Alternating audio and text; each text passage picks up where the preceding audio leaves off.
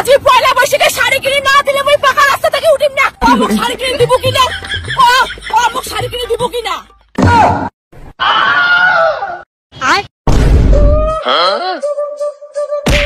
পয়লা বৈশাখের দিনটা মানছে লাউ শাক, আজ কি মানছি লাউ শাক খায়, মোর জীবনটাই শেষ।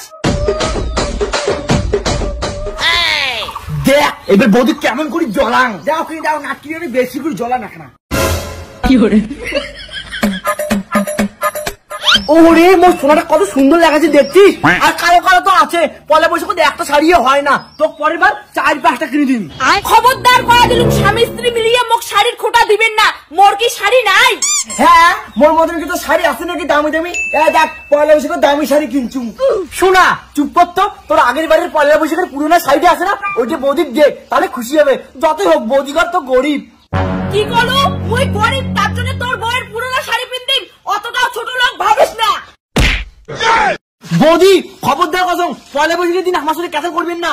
নাকি তুই মোর শাড়ি নেওয়া দেখে তুই জ্বলে যাচ্ছিস না? কি কইলেন? পয়লা বৈশাখের দিন মুই তোমার সঙ্গে ঝগড়া করে ধরছুম না তোমরা মোর সঙ্গে ঝগড়া করে ধরছেন? আর শাড়ির কথা কইলেন তো, এবার দেখো মুই কয়খান শাড়ি কিনি জানো। ঠিক আছে দেখা যাবে দাদা তোমার কেমন শাড়ি কিনে দেয়। তোর উমের সঙ্গে কথা কে লাভ নাই, চলো আমরা ঘুরিয়ে আসি। A few moments later. ওটা গেল রে, আয়দা কি আনছুম? ছোট আলু। আজ পয়লা বৈশাখের দিন ছোট আলু ভাজা নাও শাক খাইতে কিন্তু হেভি মজা হবে। কি করলো? পয়লা বৈশাখের দিন তুই আরো আলু আনছিস, আর তোর এই শাক তোর ভাই ঘর খাবে মাছ মশং, আর আমরা খাবো লাউ শাক আর আলু ভাজা। আরে আগের বার পয়লা বৈশাখে তো মাছ মশলা খেলাম, এইবার আমার খাওয়া খায়। কি করে? আর এইবার মুঠে কোনো টাকা টাকা নাই, মুই কিছু আনিবার পারি না। আরে দাদা বৌদি তুমি ওইটাই কসম যে তুই ভিখারি, তোর টাকা নাই। আমার ঘর মাছ মশং আছে, ওর থেকে 2 পিস দিয়ে মেলায়। খবরদার দেখো মোরা আমার ঘর থেকে মাছ মশং কিচ্ছু আনবো না। আর আজ পয়লা বৈশাখের দিন মোর শাড়ি কোটে। শাড়ি কিসের আমার শাড়ি? মোটে কোনো টাকা টাকা নাই, মুই তো দেওয়া পারি না শাড়ি। আরে দাদা মোর বউ কি বেরো আমি 5 ধরনের শাড়ি দিছু, তা বলে দামি। শোনা দেখো তো, লালটা পরবো না হলুদটা পরবো? তোমাকে আবার বললাম অতগুলো শাড়ি আমাকে লাগবে না।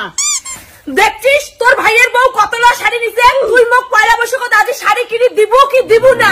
জানিস দাদা বৌদি আমি কত বুঝালু যে মোর বউ আগের বারে পয়লা বৈশাখের শাড়িটা নয় আছে, এইটা নিলে তো হয়। কি করে নিন না তুই তোর বউয়ের পুরো শাড়ি?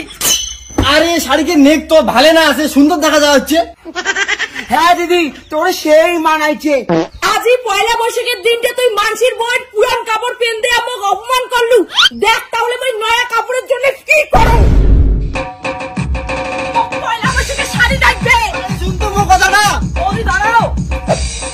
আরে মুকরবো নিয়ে যাও না, মুই ওর উপর নাটকগুলো দেখো। যা মুই নাটক দেখে এসো, তুই থাক। পয়লা বৈশাখের শাড়ির জন্য মুই সব করি গাম।